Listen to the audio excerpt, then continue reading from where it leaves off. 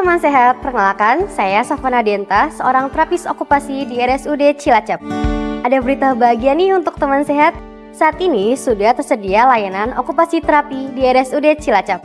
Berikut alur pelayanan di okupasi terapi di RSUD Cilacap. Berikut alur pelayanan di okupasi terapi RSUD Cilacap. Bagaimana sih alur pelayanan okupasi terapi di RSUD Cilacap? Jadi, yang pertama, pasien harus mempunyai surat rujukan dari fasilitas kesehatan atau Vaskes pertama untuk dirujuk ke poli rawat jalan seperti poli anak, poli syaraf, dan lainnya sesuai dengan kebutuhan pasien.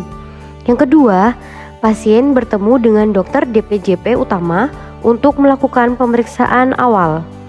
Setelah itu, dokter DPJP utama mengonsulkan pasien untuk ke dokter rehabilitasi medik.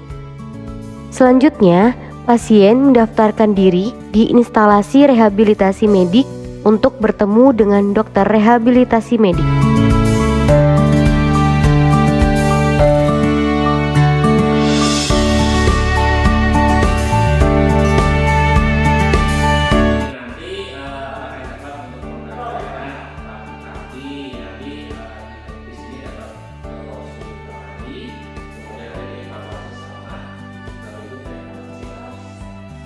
Oke, begitu.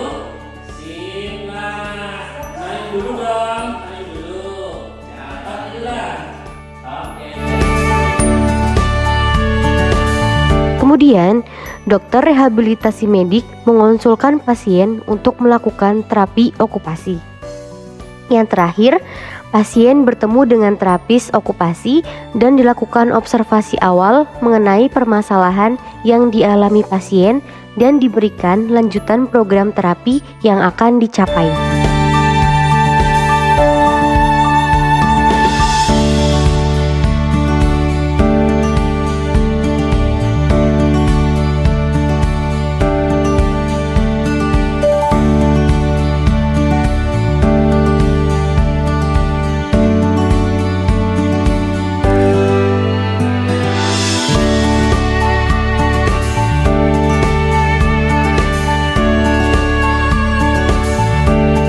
Setelah kita mengetahui alur pelayanan, yuk simak penjelasan dokter terkait layanan okupasi terapi di RSUD Cilacap.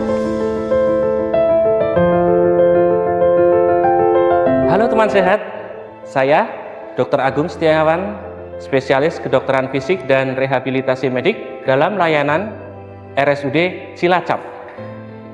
Berikut akan kami jelaskan tentang adalah layanan okupasi terapi.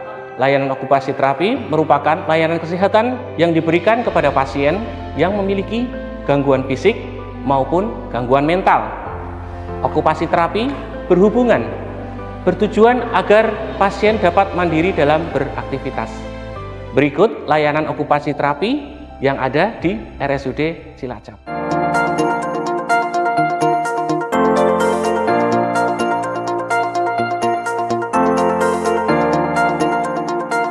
Pertama, terapi sensori integrasi. Terapi tersebut bertujuan untuk menstimulasi sensorik pada pasien berkebutuhan khusus secara berulang agar otak dapat menerima respon yang lebih baik dari lingkungan sekitar. Berikut adalah contoh kasus yang termasuk dalam terapi sensori integrasi. Yang pertama, anak kesulitan dalam fokus dan berkonsentrasi. Yang kedua, saat dipanggil anak tidak respon. Kemudian anak sulit untuk mengendalikan diri pada saat melakukan kontak mata. Anak merasa kesulitan dengan interaksi dengan orang lain. Kemudian anak yang sering jatuh karena kesulitan untuk mempertahankan dari ketahanan tubuh maupun untuk keseimbangannya. Kemudian terapi latihan ADL. Terapi itu bertujuan untuk membantu pasien dengan berkebutuhan khusus agar dapat melakukan aktivitas kembali secara mandiri seperti makan, minum, berpakaian, maupun hal-hal yang lain yang dapat dilakukan secara mandiri.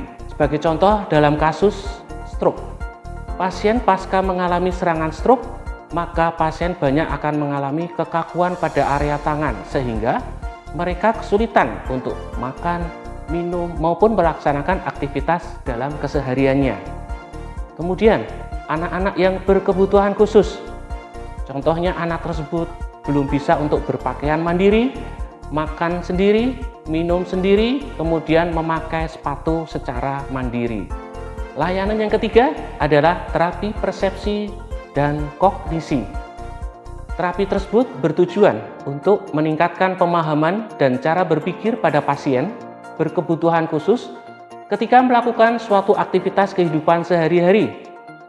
Sebagai contoh, anak berkebutuhan khusus kesulitan dia membedakan mana yang besar, mana yang kecil.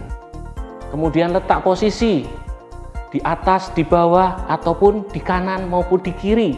Kemudian untuk kasus-kasus anak-anak atau pasien yang berkebutuhan khusus, contohnya dalam kesulitan dalam berkomunikasi karena pemahamannya yang kurang.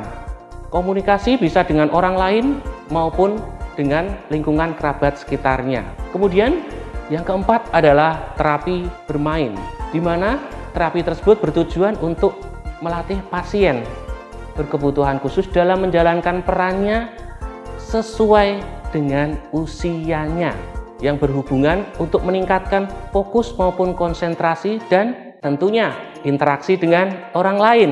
Sebagai contoh, kasus tersebut adalah anak-anak yang sering atau terpapar dengan penggunaan gadget yang terlalu lama sehingga dia akan mengalami kesulitan untuk berinteraksi dengan lingkungan sekitar dan dia tidak respon saat untuk dipanggil oleh orang tuanya. Kemudian contoh kasus yang lain adalah anak-anak yang kesulitan fokus, itu kesulitan, kemudian konsentrasi juga kesulitan dalam melakukan aktivitas kesehariannya. Layanan yang kelima adalah terapi edukasi, di mana terapi tersebut bertujuan untuk melatih pasien berkebutuhan khusus dalam hal pengetahuan, kemampuan akademik, seperti halnya membaca, menulis, berhitung.